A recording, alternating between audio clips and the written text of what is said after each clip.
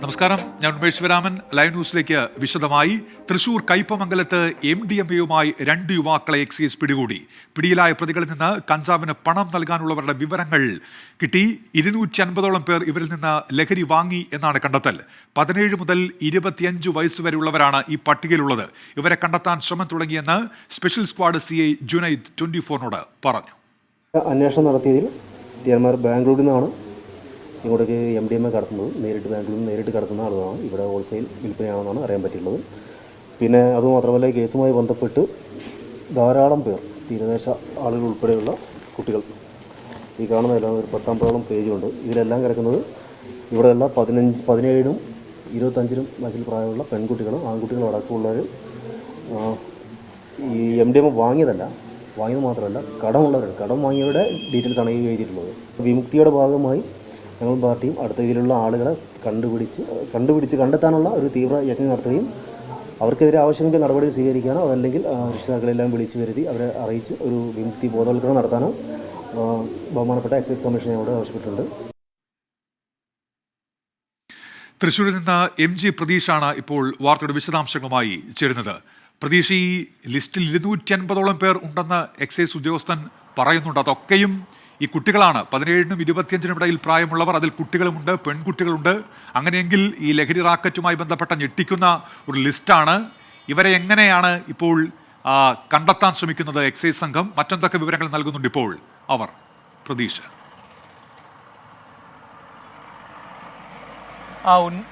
ഉന്മേഷ് സൂചിപ്പിച്ചതുപോലെ തന്നെ വളരെ ഞെട്ടിപ്പിക്കുന്ന വിവരമാണ് ഇപ്പോൾ തൃശൂർ എക്സൈസിൽ നിന്ന് നമുക്ക് ലഭിക്കുന്നത്. കാരണം ഇന്നലെ രാത്രിയാണ് കയ്പമംഗലത്ത് വെച്ച് MDMA-യുമായി 2 യുവാക്കളെ എക്സൈസിന്റെ സ്പെഷ്യൽ സ്ക്വാഡ് അറസ്റ്റ് ചെയ്യുന്നത്. ഈ സമയത്ത് ഇവരുടെ കയ്യിൽ 15 ഗ്രാം MDMA ആയിരുന്നു ഉണ്ടായിരുന്നത്. ഈ ജിനേഷ്, വിഷ്ണു എന്നീ യുവാക്കളാണ് പിടിയിലായത്. തുടർന്ന് ഇവരിൽ നടത്തിയ പരിശോധനയിലാണ് നിർണായകമായ വിവരങ്ങൾ എക്സൈസിന് ലഭിച്ചത്. ഇവരുടെ പക്കൽ നിന്ന് 52 പേജുള്ള പേപ്പറുകളാണ് എക്സൈസ് കണ്ടെടുത്തത്. ഈ പേപ്പറിലാണ് 250ഓളം വരുന്ന ആളുകളുടെ വിവരങ്ങൾ ഇപ്പോൾ എക്സൈസ് ശേഖരിച്ചത്. ഈ 250ഓളം ആളുകളിൽ നിന്ന് ഇവർക്ക് പണം ലഭിക്കാനുണ്ട്. ഇത്രയും ആളുകൾക്ക് ഇവർ പ്രതീക്ഷയിലേക്ക് എത്താം. ഈ വാർത്തയുടെ വിശദാംശങ്ങളിലേക്ക് എത്താം. ഇപ്പോൾ പ്രധാനമന്ത്രി നരേന്ദ്രമോദി സംസാരിക്കുന്നുണ്ട് जो फेरिल तल समय संप्रेषणത്തിലേക്ക്. कि इकट्ठे नियुक्ति पत्र देने की परंपरा भी शुरू की जाए, ताकि डिपार्टमेंट में भी टाइम बाउंड प्रक्रियाएं पूरा करने और निर्धारित लक्ष्य को जल्द से पार करने का एक सामूहिक स्वभाव बने, सामूहिक प्रयास हो. इसलिए भारत सरकार में इस तरह का रोजगार मेला शुरू किया गया है. आने वाले महीनों में इसी तरह लाखों युवाओं को भारत सरकार द्वारा समय समय पर नियुक्ति पत्र सौंपे जाएंगे. मुझे खुशी है कि NDA शासित कई राज्य और केंद्र शासित प्रदेश भी और भाजपा सरकारें भी अपने यहां इसी तरह रोजगार मेले आयोजित करने जा रहे हैं. जम्मू कश्मीर, दादरा नगर एवं नगर हवेली, दमन दीव, अंडमान निकोबार भी आने वाले कुछ ही दिनों में हजारों युवाओं को ऐसे ही कार्यक्रम करके नियुक्ति पत्र देने वाले हैं. आज जिन युवा साथियों को नियुक्ति पत्र मिला है, उन्हें मैं बहुत बहुत बधाई देता हूं. साथियों, आप सभी ऐसे समय में भारत सरकार के साथ जुड़ रहे हैं जब देश आजादी के अमृत काल में प्रवेश कर चुका है. विकसित भारत के संकल्प की सिद्धि के लिए हम आत्मनिर्भर भारत के रास्ते पर चल रहे हैं. इसमें हमारे इनोवेटर्स, हमारे एंटरप्रेन्योर्स, हमारे उद्यमी, हमारे किसान, सर्विसेज और मैन्युफैक्चरिंग से जुड़े हर किसी की बहुत बड़ी भूमिका है. यानी विकसित भारत का निर्माण सबके प्रयास से ही संभव है। सबका प्रयास कि इस भावना को तभी जागृत किया जा सकता है जब हर भारतीय तक मूल सुविधाएं तेजी से पहुंचे और सरकार की प्रक्रियाएं तेज हो, त्वरित हो।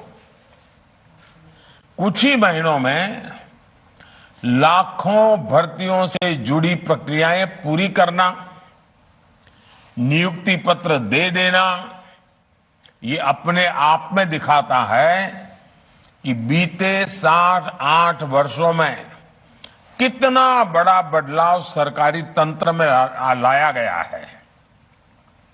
हमने 8-10 साल पहले की वो स्थितियां भी देखी हैं जब छोटे से सरकारी काम में भी कई महीने लग जाते थे।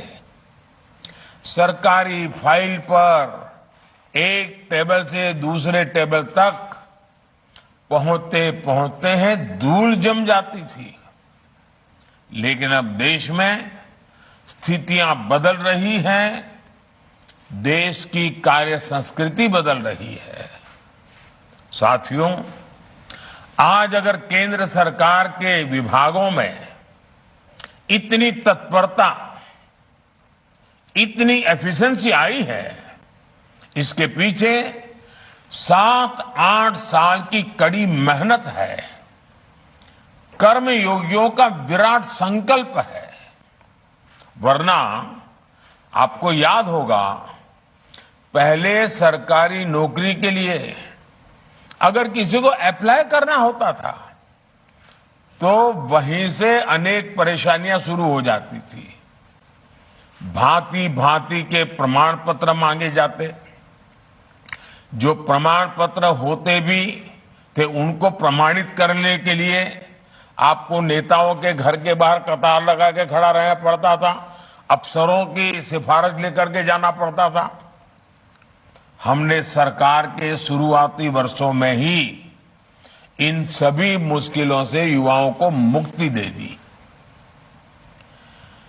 सेल्फ अटेस्टेशन, युवा अपने सर्टिफिकेट खुद प्रमाणित करे, ये व्यवस्था की। दूसरा बड़ा कदम हमने केंद्र सरकार की ग्रुप सी और ग्रुप डी इन भर्तियों में इंटरव्यू को खत्म करके उन सारे परंपराओं को उठा लिया। इंटरव्यू की प्रक्रिया को समाप्त करने से भी लाखों नौजवानों को बहुत फायदा हुआ है।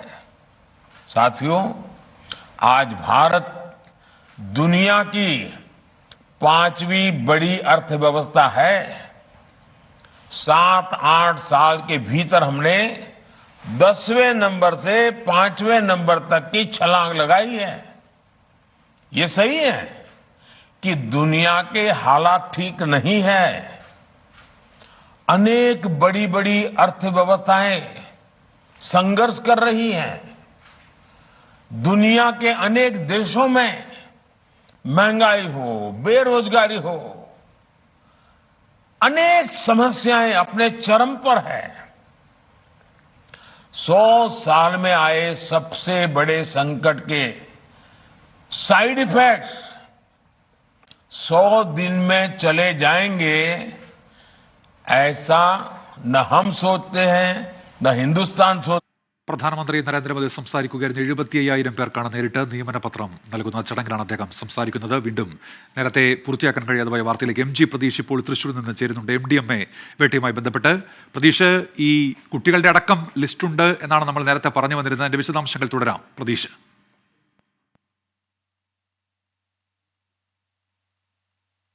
തന്നെ ഞെട്ടിപ്പിക്കുന്ന വിവരമാണ് ഇപ്പോൾ തൃശൂർ എക്സൈസിൽ നിന്ന് പുറത്തു വരുന്നത്. കാരണം രണ്ടുപേരെ ഇന്നലെ രാത്രിയാണ് കയ്പമംഗലത്ത് വെച്ച് MDMA പിടികൂടുന്നത്. ആദ്യം ഇവരുടെ കയ്യിൽ നിന്ന് 15 ഗ്രാം MDMA ആണ് പിടിച്ചെടുത്തത്. തുടർന്ന് നടത്തിയ പരിശോധനയിലാണ് ഇവർ കഞ്ചാവ് നൽകിയിട്ടുള്ള ആളുകളെക്കുറിച്ചുള്ള വിവരങ്ങൾ എക്സൈസിന് ലഭിക്കുന്നത്. 52 പേജുകളുള്ള പേപ്പറുകളാണ് ഇവരിൽ നിന്ന് കണ്ടെടുത്തത്. ഈ പേപ്പറിലാണ് നിർണായക വിവരമുള്ളത്.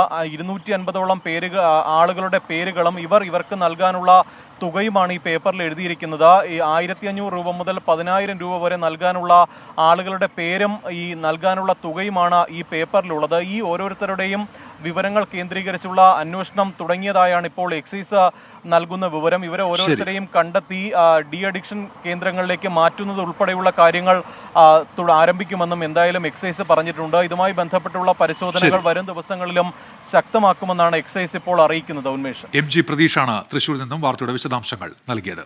പിണറായി ന്യൂസിലേക്ക് പ്രധാനമന്ത്രി നരേന്ദ്രമോദി ഇപ്പോൾ പ്രസംഗം തുടരുന്നു. ജോബ് ഫെയറുമായി ബന്ധപ്പെട്ട് 75,000 പേർക്കാണ് നേരിട്ട് നിയമനപത്രം നൽകുന്നത്. തത്സമയ സംപ്രേഷണം. हजारों करोड़ रुपए की अनेक कंपनियां इस दौरान हमारे युवा स्थापित साथियों ने तैयार कर ली हैं। आज देश के इन हजारों स्टार्टअप्स में लाखों युवा काम कर रहे हैं। देश के MSMEs में, छोटे उद्योगों में भी आज करोड़ों लोग काम कर रहे हैं, जिसमें बड़ी संख्या में साथी बीते वर्षों में जुड़े हैं। कोरोना के संकट के दौरान केंद्र सरकार ने MSMEs के लिए जो 3 लाख करोड़ रुपए से ज्यादा की मदद की, उससे करीब 1.5 करोड़ रोजगार जिस पर संकट आया हुआ था वो बच गए। भारत सरकार मनरेगा के भी माध्यम से देश भर में 7 करोड़ लोगों को रोजगार दे रही है और अब उसमें हम एसेट निर्माण, एसेट क्रिएशन पर बल दे रहे हैं। डिजिटल इंडिया अभियान ने भी पूरे देश में लाखों डिजिटल एंटरप्रेन्योर का निर्माण किया है। देश में 5 लाख से अधिक कॉमन सर्विस सेंटर में ही लाखों युवाओं को रोजगार मिला है। 5G के विस्तार से डिजिटल सेक्टर में रोजगार के अवसर और बढ़ने वाले हैं। साथियों, 21वीं सदी में देश का सबसे महत्वाकांक्षी मिशन है मेक इन इंडिया, आत्मनिर्भर भारत। आज देश कई मामलों में एक बड़े आयातक इंपोर्टर से एक बहुत बड़े निर्यातक एक्सपोर्टर की भूमिका में आ रहा है। अनेक റോസ്കർ മേള പ്രധാനമന്ത്രി നരേന്ദ്രമോദി ഉദ്ഘാടനം ചെയ്യുകയാണ്. തത്സമയ സംപ്രേഷണമാണ് കണ്ടത്. ലൈവ് ന്യൂസിലേക്ക് വീണ്ടും. അരുണാചൽ പ്രദേശിലെ അപകടത്തിന്റെ പശ്ചാത്തലത്തിൽ ALH ഹെലികോപ്റ്ററുകൾ ഉപയോഗിക്കുന്നത് നിർത്തിവെച്ച് സൈന്യം. സാങ്കേതിക പരിശോധനകൾക്ക് വേണ്ടിയാണ് തദ്ദേശീയമായി നിർമ്മിച്ച ഹെലികോപ്റ്ററിന്റെ പ്രവർത്തനം നിർത്തിവെച്ചത്. അപകടത്തിൽ മരിച്ച മലയാളി സൈനികൻ KV അശ്വിന്റെ മൃതദേഹം നാളെ നാട്ടിലെത്തിക്കും. ബൽറാം നെടുങ്ങാടി ഡൽഹിയിൽ നിന്നും, അരുൺ പൂപ്പറമ്പ കാസർഗോഡ് നിന്നും ചേരുന്നുണ്ട്. ആദ്യം ബൽറാം നെടുങ്ങാടിയിലേക്കാണ് പോകുന്നത്. ബൽറാം, ഈ അപകടത്തിന്റെ കാരണം ഇതിനോടകം തന്നെ കൃത്യമായി മനസ്സിലാക്കാൻ കഴിഞ്ഞിട്ടുണ്ടോ? എന്തൊക്കെയാണ് ഇപ്പോൾ സൈന്യം നൽകുന്ന വിവരങ്ങൾ? ബൽറാം. ഉന്മേഷ്, അപകടത്തിന് തൊട്ട് പിന്നാലെ തന്നെ സൈന്യത്തിന്റെ പ്രാഥമിക പരിശോധനകൾ പൂർത്തിയായിരിക്കുന്നു. ഈ പരിശോധനകളിൽ അപകട കാരണം സാങ്കേതിക തകരാർ എന്നാണ് സൈന്യത്തിന് വ്യക്തമായിരിക്കുന്നത്. കാരണം ഈ ഹെലികോപ്റ്ററുകൾക്ക് കാലപ്പഴക്കം ഉണ്ടായിരുന്നില്ല. താരതമ്യേന 2015 മാത്രമാണ് ഈ ഹെലികോപ്റ്റർ സൈന്യത്തിന്റെ ഭാഗമായത്.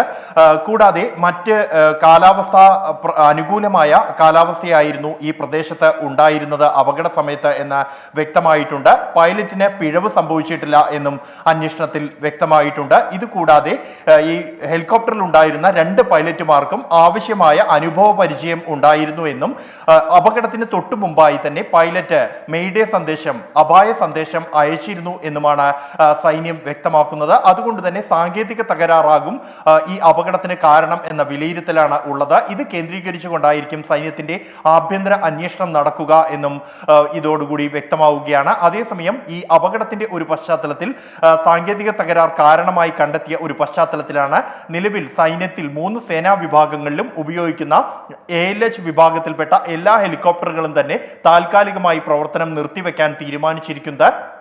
സാങ്കേതിക പരിശോധനകൾ നടത്തി അറ്റകുറ്റപ്പണികൾ പൂർത്തിയാക്കിയ ശേഷം മാത്രമായിരിക്കും 300-ലേറെ വരുന്ന ALH വിഭാഗത്തിൽപ്പെടുന്ന ഹെലികോപ്റ്റർ ഇനി പ്രവർത്തിക്കുക. ഉന്മേഷ്. ബലറാം നെടുങ്ങാടിയാണ് ഡൽഹിയിൽ നിന്ന് വിവരങ്ങൾ നൽകിയത്. അരുൺ പൂപ്പറമ്പ് കൂടി ചേരുന്നു. അരുൺ, ഈ എപ്പോഴായിരിക്കും ഈ സൈനികന്റെ മൃതദേഹം എത്തിക്കുന്നത് എന്നതുമായി ബന്ധപ്പെട്ട് കുടുംബത്തിന് അറിയിപ്പ് ലഭിച്ചിട്ടുണ്ടോ? എന്തൊക്കെയാണ് നാട്ടിൽ നിന്ന് നൽകാനുള്ള വിവരങ്ങൾ അരുൺ?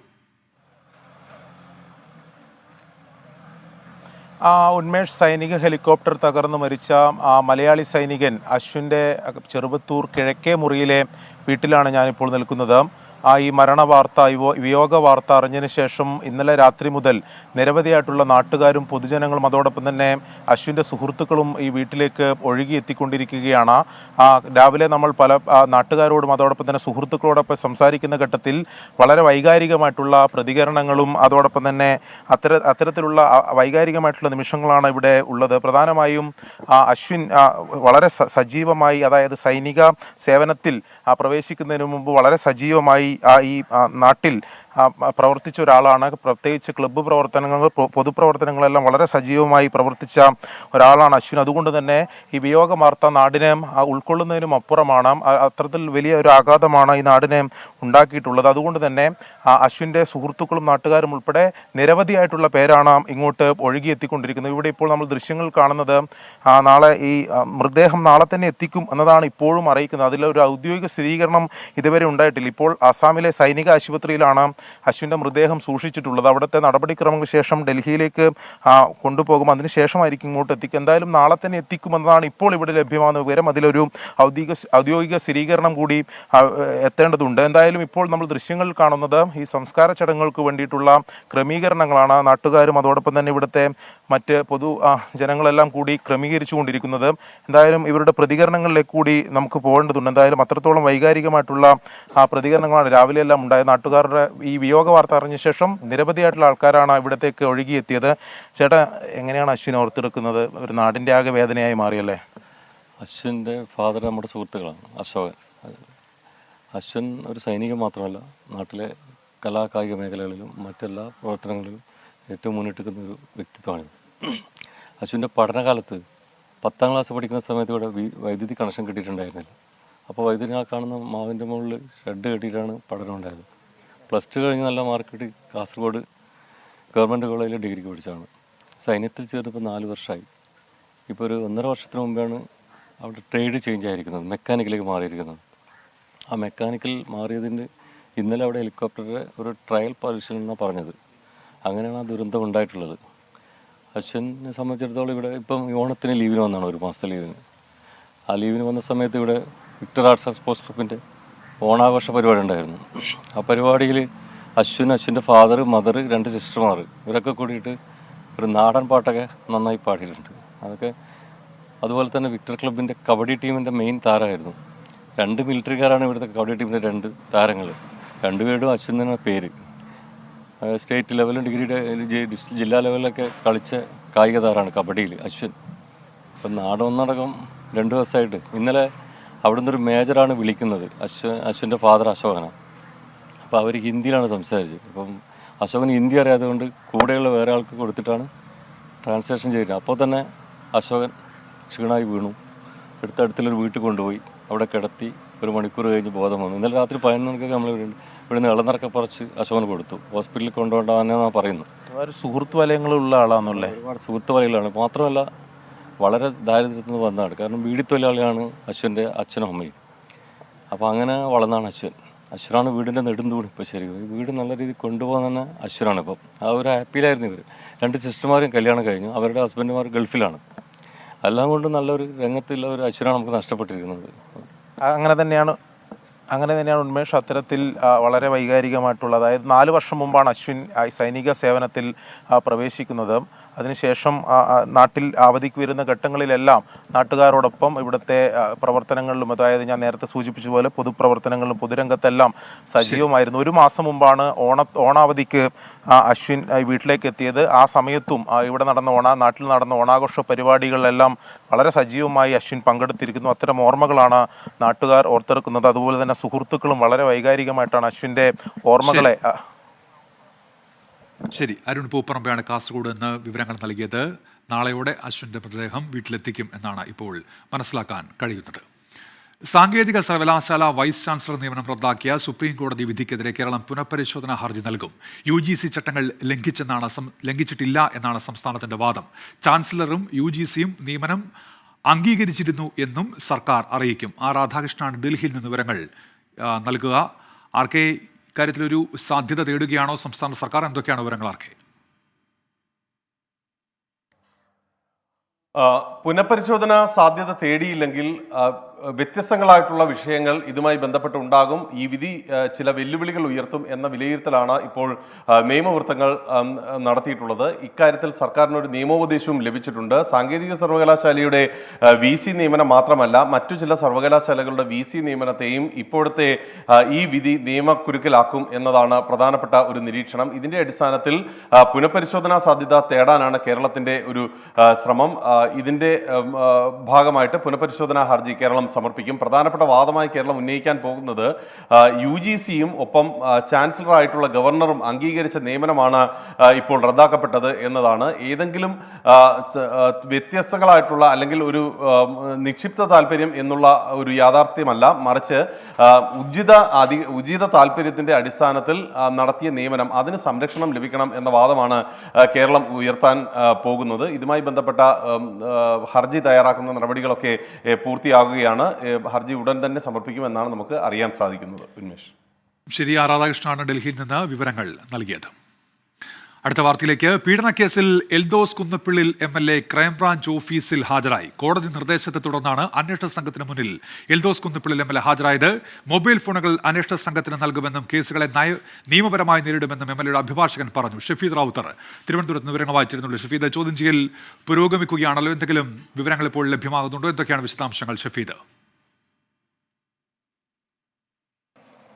ഉന്മേഷ്, ഇന്ന് രാവിലെ 9 മണിയോട് തിരുവനന്തപുരം ജില്ലാ ക്രൈംബ്രാഞ്ച് ഓഫീസിൽ MLA എൽദോസ് കുന്നപ്പിള്ളിൽ ഹാജരായത്. ജാമ്യവ്യവസ്ഥയിലെ പ്രധാന നിർദ്ദേശമായിരുന്നു അന്വേഷണ സംഘത്തിന് മുൻപിൽ ഈ ദിവസം ഹാജരാകണം എന്നുള്ളത്. മാത്രമല്ല, ഇനിയുള്ള 9 ദിവസവും MLA അന്വേഷണ സംഘത്തിന് ആവശ്യമെങ്കിൽ അന്വേഷണ സംഘത്തിന് മുൻപിൽ ഹാജരാകണം. പ്രധാനമായും ഇക്കാര്യത്തിൽ ചോദ്യം ചെയ്യൽ നടപടികൾ തന്നെയാണ് നിലവിലിപ്പോൾ തുടരുന്നത്. കാരണം ഈ സംഭവവുമായി ബന്ധപ്പെട്ട് ഇത് ആദ്യമായിട്ടാണ് അന്വേഷണ സംഘത്തിന് മുൻപിൽ MLA എൽദോസ് കുന്നപ്പിള്ളിൽ എത്തുന്നത്. അതുകൊണ്ട് തന്നെ ആദ്യഘട്ടത്തിൽ ചോദ്യം ചെയ്യൽ നടത്തും.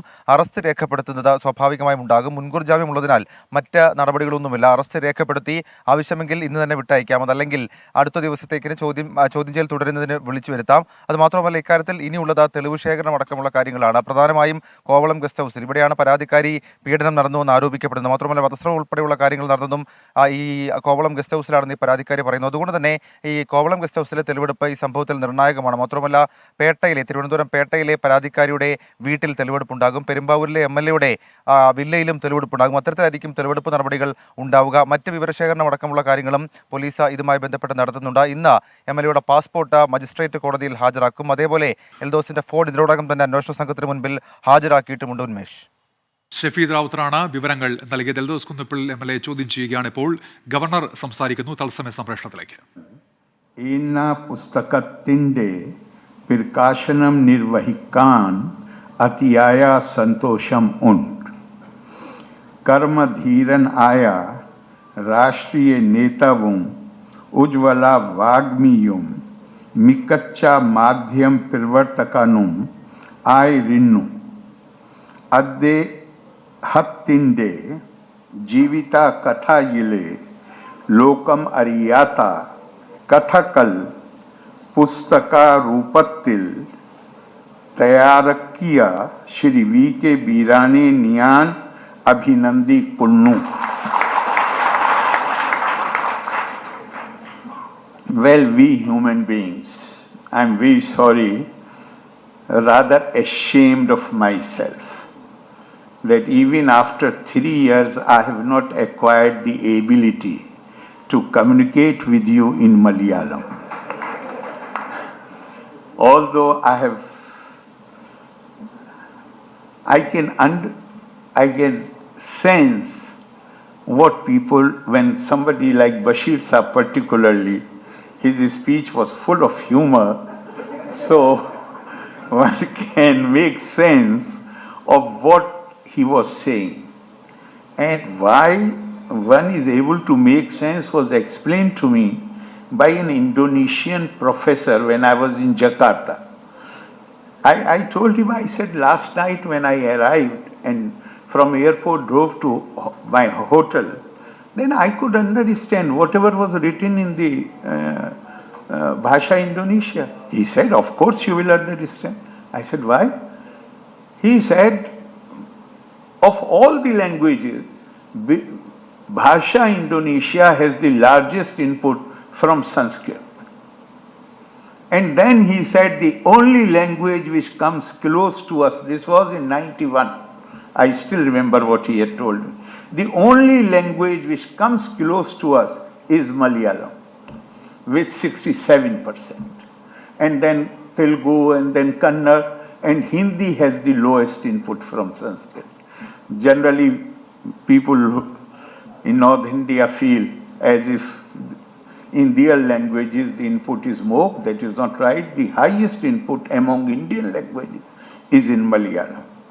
So we human beings basically, there is a beautiful line in Quran verse, فَأَلْهَمَهَا فُجُورَهَا وَتَقْوَاهَا. And every faith tradition has said it, that the nature of human being is that both things work simultaneously. The devilish tendencies and the angelic tendencies. And it is a struggle between the two. Both are placed therein, but we have given the man the ability to avoid the evil and follow the noble. This is what has been said. So, still, even very evolved persons, nobody can say, there may be people, I should not say nobody can say, Governor but Kochi generally people സംസാരിക്കുകയാണ്. have this. അതിന് തത്സമയ സംപ്രേഷണമാണ് കണ്ടത്.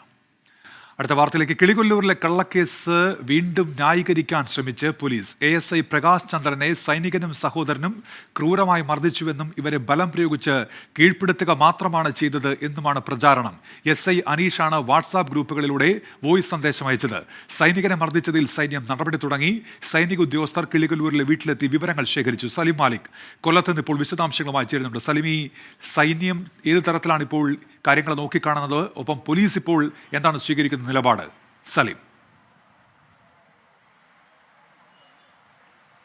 ഉന്മേഷ്, ഈ കേസുമായി ബന്ധപ്പെട്ട് സൈന്യം ഇന്നലെ ഈ വീട്ടിലെത്തുകയും ഇവരുടെ രണ്ടുപേരുടെയും, അതായത് ഈ മർദ്ദനമേറ്റ സൈനികന്റെ സഹോദരൻ വിഘ്നേഷിന്റെയും മാതാവിന്റെയും മൊഴി രേഖപ്പെടുത്തിയിട്ടുണ്ട്. കൂടുതൽ വിശദമായ ഒരു അന്വേഷണം നടത്താനാണ് സൈന്യം തീരുമാനിച്ചിരിക്കുന്നത്. സൈന്യം അതിന്റെ നടപടികളുമായി മുന്നോട്ട് പോവുകയുമാണ്. അതേസമയമാണ് ഈ പോലീസ് എണ്ണി പറഞ്ഞ കള്ളങ്ങൾ ഓരോന്നും പൊളിയുമ്പോഴും വീണ്ടും ഇത്തരത്തിൽ കള്ളങ്ങൾ ആവർത്തിക്കാനുള്ള ശ്രമമാണ് നടത്തുന്നത്. ഇത് ന്യായീകരിക്കാനുള്ള ശ്രമമാണ് ഏറ്റവും പുതുതായിട്ട് ഈ കേസിൽ ആരോപണ വിധേയനായ SI അനീഷിന്റെ ഭാഗത്തു നിന്ന് ഉണ്ടായിരിക്കുന്നത്.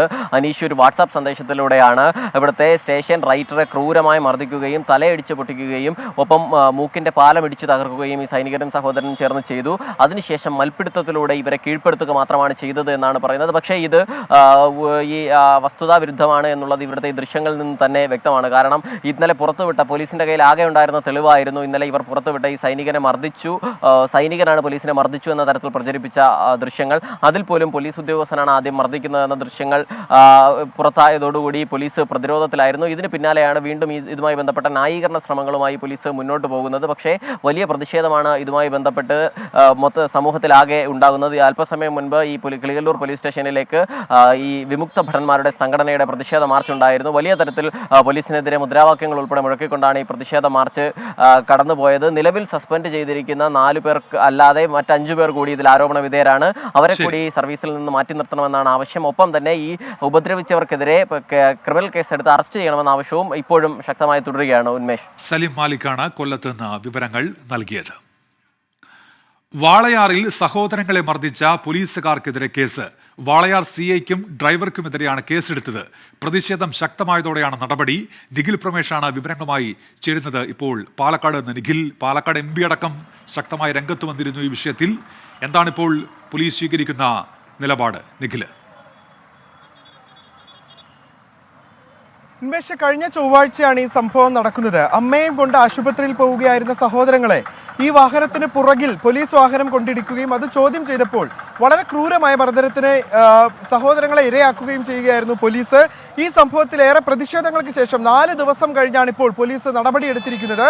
ഈ വാളയാറിലെ അന്നത്തെ SHOയും അടക്കം തന്നെ ഡ്രൈവറുമായിരുന്ന 2 പേർക്കെതിരെ ഇപ്പോൾ കേസെടുത്തിരിക്കുകയാണ്. പക്ഷെ അപ്പോഴും ഉയരുന്ന പ്രധാനപ്പെട്ട ആരോപണം അവർക്ക് ജാമ്യം കിട്ടാവുന്ന വകുപ്പുകൾ പ്രകാരമാണ് കേസെടുത്തിട്ടുള്ളത്. IPC 323, 324.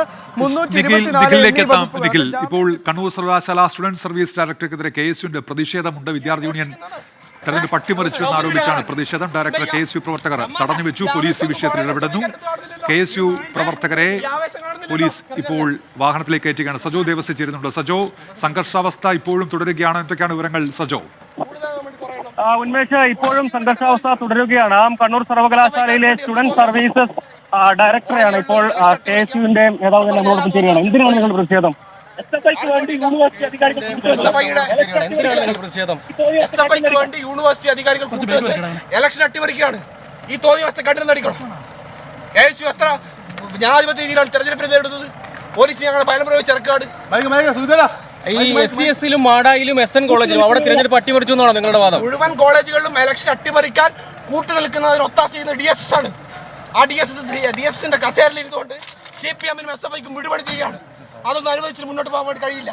ഏതറ്റം വരെ പോയിട്ടാണെങ്കിലും ഈ പ്രതിഷേധം അതിശക്തമായി മുന്നോട്ട് കൊണ്ടുപോകും. അതാണ് മുഹമ്മദ് ഷമ്മാസാണ് നമ്മളോടൊപ്പം ചേർന്നത്, KSU നേതാവ്. KSU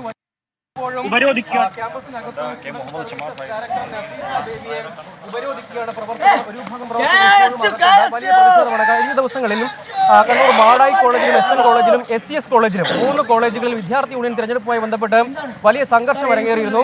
അവിടങ്ങളിലെല്ലാം SFI പ്രവർത്തകരുടെ നാമനിർദ്ദേശ പത്രിക സൂക്ഷ്മ പരിശോധനാ വേളയിൽ തള്ളിയതിന് പിന്നാലെ ആ തിരഞ്ഞെടുപ്പ് ചില ഇടങ്ങളിൽ റദ്ദാക്കി. നാമനിർദ്ദേശ പത്രികകളും സൂക്ഷ്മ പരിശോധനാ ഫോമുകളും SFI പ്രവർത്തകർ കീറിയെറിഞ്ഞു. പിന്നീട് അവർക്ക് അനുകൂലമായ തീരുമാനം സ്റ്റുഡന്റ് സർവീസസ് ഡയറക്ടറുടെ ഭാഗത്തു നിന്നുണ്ടായി. അങ്ങനെ ഈ തിരഞ്ഞെടുപ്പ് SFIക്ക് വേണ്ടി അട്ടിമറിച്ചു. സർവകലാശാല സ്റ്റുഡന്റ് സർവീസ് ഡയറക്ടർ ഉൾപ്പെടെയുള്ള ഉദ്യോഗസ്ഥരും ബന്ധപ്പെട്ട ചുമതലയുള്ള ആളുകളും എല്ലാം അത്തരം അട്ടിമറി നടത്തി എന്നതാണ് KSUവിന്റെ വാദം. അപ്രതീക്ഷിതമായി പ്രകടനമായി എത്തിയ പ്രവർത്തകർ പിന്നീട് ക്യാമ്പസിനകത്തെ സ്റ്റുഡന്റ് അമ്യൂണിറ്റി സെന്ററിലെ ഡയറക്ടറുടെ ഓഫീസിലേക്ക് തള്ളിക്കയറുകയും student services director doctor Nafeesa ബേബിയെ തടഞ്ഞു വെക്കുകയും ചെയ്തു. വനിതാ പ്രവർത്തകർ ഉൾപ്പെടെ ഇപ്പോഴും അകത്ത് പ്രതിഷേധിക്കുന്നുണ്ട്. അതിൽ പ്രധാനപ്പെട്ട നേതാക്കൾ ഉൾപ്പെടെ പ്രതിഷേധത്തിന് നേതൃത്വം നൽകിയ ആളുകളെ ഇതിനകം കണ്ണൂർ ടൗൺ പോലീസ് കസ്റ്റഡിയിലെടുത്ത് നീക്കുകയാണ്. അവരുടെ അറസ്റ്റ് രേഖപ്പെടുത്തുമെന്നാണ് പോലീസ് പറയുന്നത്. അതേസമയം ഒരു വിഭാഗം പ്രവർത്തകർ ഇപ്പോഴും അകത്ത് വലിയ പ്രതിഷേധം തന്നെ തുടരുകയാണ്. വിദ്യാർത്ഥി യൂണിയൻ തിരഞ്ഞെടുപ്പിനെ ആകെ അട്ടിമറിക്കുന്നതിന് വേണ്ടിയുള്ള ശ്രമം ആസൂത്രിതമായി തന്നെ നടത്തി. അത് SFIക്ക് വേണ്ടി ചെയ്തു എന്നതാണ്. 3 കോളേജുകളിലാണ് പ്രധാനമായും SFI സ്ഥാനാർത്ഥികളുടെ പത്രിക തള്ളിയത്. അതൊന്ന് കണ്ണൂർ SN കോളേജാണ്, മറ്റൊന്ന് മാടായി കോളേജാണ്. ശ്രീകണ്ഠാപുരം SCS കോളേജിലും സമാനമായ കോളേജുകളിൽ മാടായി കോളേജിലാണെങ്കിൽ 4 SFI സ്ഥാനാർത്ഥികളുടെ പത്രിക തള്ളിയിരുന്നു. അങ്ങനെയുള്ള അതിന് പിന്നാലെയാണ് SFI പ്രവർത്തകർ വലിയ പ്രതിഷേധം. മറ്റ് സ്ഥാനാർത്ഥികളുടെ അടക്കം ഈ സൂക്ഷ്മ പരിശോധന വേളയിലുള്ള നാമനിർദ്ദേശ പത്രികകൾ ഒക്കെ കീറിയെറിയുന്ന സാഹചര്യം ഉണ്ട്. അതിന് പിന്നാലെ മാടായി കോളേജിൽ ഉൾപ്പെടെ വിദ്യാർത്ഥി യൂണിയൻ തിരഞ്ഞെടുപ്പ് നിർത്തിവെക്കാൻ തീരുമാനിച്ചു. അത് SFIക്ക് അനുകൂലമാണ്. തിരഞ്ഞെടുക്കപ്പെട്ട വിജയിച്ച SFI പിന്നീട് അയോഗ്യരാകുന്ന നില വരും. അതിനുവേണ്ടി അവർക്ക് അനുകൂലമായ ഒരു തീരുമാനമെടുത്തു എന്നതാണ് KSUവിൻ്റെ ഒരു പ്രധാനപ്പെട്ട ആരോപണം. കണ്ണൂരിലെ ക്യാമ്പസുകളിൽ ഒന്നാകെ ഈ SFIക്ക് തിരിച്ചടി നേരിടുന്ന ഘട്ടം വന്നതോടുകൂടിയും സർവകലാശാല അധ്യാപകരെ സ്വാധീനിച്ചു, അതായത് തിരഞ്ഞെടുപ്പ് ചുമതലയുള്ള അധ്യാപകരെ സ്വാധീനിച്ചുകൊണ്ട് അതിന് അട്ടിമറിക്ക് നേതൃത്വം നൽകിയെന്നാണ്. സജോ ദേവസ്യാണ് വിവരങ്ങൾ നൽകിക്കൊണ്ടിരിക്കുന്നത് കണ്ണൂരിൽ നിന്നും. അവിടെ KSUവിന്റെ പ്രതിഷേധം നടക്കുന്നു. സർവകലാശാല സ്റ്റുഡന്റ് സർവീസ് ഡയറക്ടർക്കെതിരെയാണ് പ്രതിഷേധം. വിദ്യാർത്ഥി യൂണിയൻ തെരഞ്ഞെടുപ്പ് അട്ടിമറിക്കാൻ SFI നീക്കം നടത്തുന്നു, അതിന് കൂട്ടുനിൽക്കുന്നു ഈ സ്റ്റുഡന്റ് സർവീസ് ഡയറക്ടർ എന്നാണ് KSUവിന്റെ ആരോപണം. വലിയ പ്രതിഷേധം ഇപ്പോൾ നടക്കുകയാണ് കണ്ണൂരിൽ. മലപ്പുറം കിഴിശ്ശേരിയിൽ +1 വിദ്യാർത്ഥിയെ മർദ്ദിച്ച പോലീസുകാരനെ സസ്പെൻഡ് ചെയ്യാൻ തീരുമാനം. കോഴിക്കോട് മാവൂർ സ്റ്റേഷനിലെ ഡ്രൈവർ അബ്ദുൾ അസീസിനെതിരെയാണ് നടപടി. പ്രാഥമിക അന്വേഷണത്തിൽ പോലീസുകാരൻ കുറ്റക്കാരനാണെന്ന് കണ്ടെത്തി. അർജുൻ മട്ടന്നൂർ വിവരങ്ങളുമായി ചേരുന്നുണ്ട് ഇപ്പോൾ കോഴിക്കോടിനൊപ്പം. മലപ്പുറത്ത് വിദ്യാർത്ഥിയുടെ വീട്ടിൽ നിന്ന് മുബഷീർ പി അക്ബറും ചേരും. ആദ്യം അർജുൻ മട്ടന്നൂരിലേക്കാണ്. അർജുൻ, എന്തൊക്കെയാണ് വിവരങ്ങൾ അർജുൻ?